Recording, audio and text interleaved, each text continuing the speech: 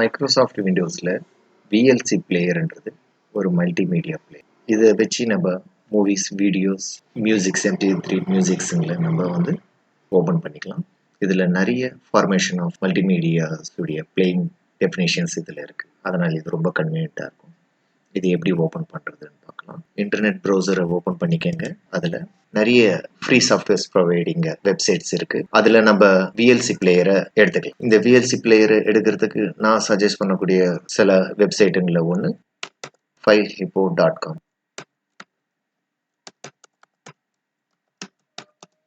இந்த filehippo.comல நான் பல வருஷமாக ஃப்ரீ சாஃப்ட்வேர்ஸை டவுன்லோட் பண்ணி யூஸ் பண்ணியிருக்கேன். மால்வேர் இல்லாமல் பெஸ்ட்டாக இருக்குது. நான் இதை மட்டும்தான் யூஸ் பண்ணணும்னு சஜஸ்ட் பண்ணலை. நீங்கள் இப்படி ஒரு ட்ரஸ்டடான ஒரு வெப்சைட்டுங்க ஏதாவது ஒன்றத்தை சூஸ் பண்ணிக்கோங்க. அதை ஓப்பன் பண்ணி அதிலிருந்து உங்களுக்கு வேண்டிய மல்டிமீடியா பிளேயரை டவுன்லோட் பண்ணிக்க. இதில் சர்ச் சாஃப்ட்வேர்னு இருக்குது.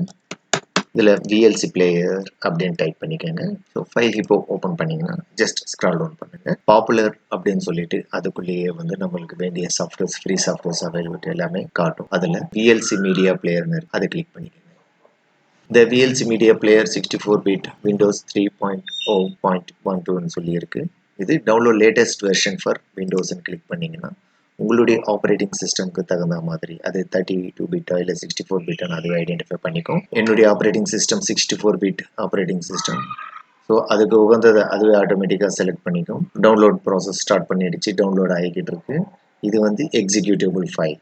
அதாவது ஒரு சாஃப்ட்வேரை இன்ஸ்டால் பண்ணுறதுக்கு முன்னாடி அதை இன்வோக் பண்ணி சிஸ்டம்குள்ளே எக்ஸ்ட்ராக்ட் ஆகி ஸ்டோர் ஆகக்கூடிய ஃபைல்ஸுடைய நேம்ஸுங்களை வரிசைப்படுத்தி அதை எப்படி இன்ஸ்டால் பண்ணணும்னு காமிக்கிற ஃபைலை வந்து எக்ஸிக்யூட்டிவ் ஃபைல் .exe என்ற ஃபார்மேட்டில் வந்து அந்த எக்ஸ்டென்ஷனில் வந்து நம்ம அதை கூப்பிடுவோம். இதை டபுள் கிளிக் பண்ணி இன்ஸ்டால் பண்ணும்போது தான் சாஃப்ட்வேர் நம்ம சிஸ்டம்குள்ளே இன்ஸ்டால் ஆகும். அதுக்கு முதல்ல வந்து இந்த exe ஃபைலை நம்ம டவுன்லோட் பண்ணணும். exe ஃபைல் டவுன்லோட் ஆகிக்கிட்டு இருக்கு. இப்போதைக்கு எனக்கு நெட் ஸ்லோவாக இருக்கிறதால அது டைம் எடுத்துக்குது. இப்போ இதில் விஎல்சி மீடியா பிளேயர் 64 பிட்னு இருக்குது. அதை கிளிக் பண்ணுங்கள்.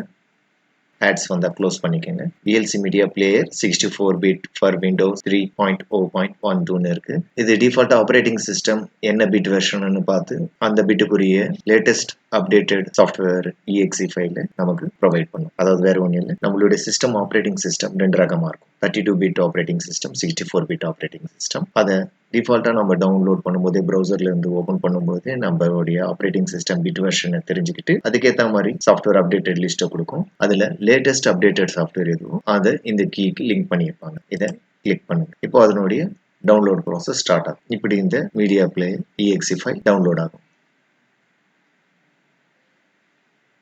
டவுன்லோட் கம்ப்ளீட் ஆனதும் சிம்பிள் சேஞ்ச் ஆகி இப்படி டவுன்லோட் exe ஃபைலுடைய ஐகான் டிஸ்பிளே ஆகும். இப்போ இந்த ஏரோ மார்க்கை கிளிக் பண்ணிக்கோங்க. ஷோ இன் ஃபோல்டர்னு கிளிக் பண்ணுங்க. ஸோ அது டவுன்லோட் ஆகுதுன்னா டவுன்லோட் பேஜுக்குள்ளே கொண்டு போகும். இங்கே டபுள் கிளிக் பண்ணுங்க. டபுள் கிளிக் பண்ணும்போது அது இன்ஸ்டால் ஆகும். To you want to run this file run click பண்ணுங்க. அட்மின் பாஸ்வேர்ட் கேட்குது. ஒன்ஸ் ஆத்தரைசேஷன் கம்ப்ளீட் பண்ணதுக்கப்புறம் இன்ஸ்டாலேஷன் ஸ்டார்ட் ஆகும். டிஃபால்ட் லாங்குவேஜ் வந்து இங்கிலீஷில் இருக்கும். ஓகேன்னு இந்த வேறு லாங்குவேஜ் இருந்தால் செலக்ட் பண்ணிக்கலாம். டிஃபால்ட் வந்து இங்கிலீஷே வச்சுக்கோங்க. ஓகேன்னு கிளிக் பண்ணுங்க. இன்ஸ்டலேஷன் ப்ராசஸ் ஸ்டார்ட் ஆகிடுச்சு. நெக்ஸ்ட்டுன்னு கிளிக் பண்ணுங்கள். இப்போது இன்டர்நெட்லேருந்து தேவையான ஃபைல்ஸுங்களை டவுன்லோட் பண்ணிக்கோ.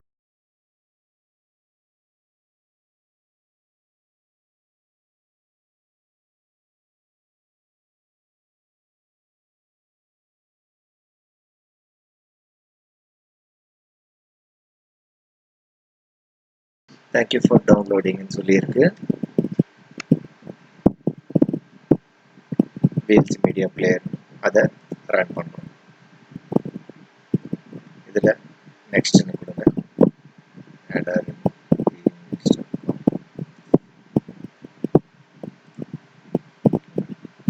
இதில் பெருசாக எதுவும் சேஞ்ச் கிடையாது. நெக்ஸ்ட்னு கொடுத்து இப்போ இன்ஸ்டலேஷன் ப்ராசஸ் நடக்குது. அதை எதுவும் டிஸ்டர்ப் பண்ணாதீங்க.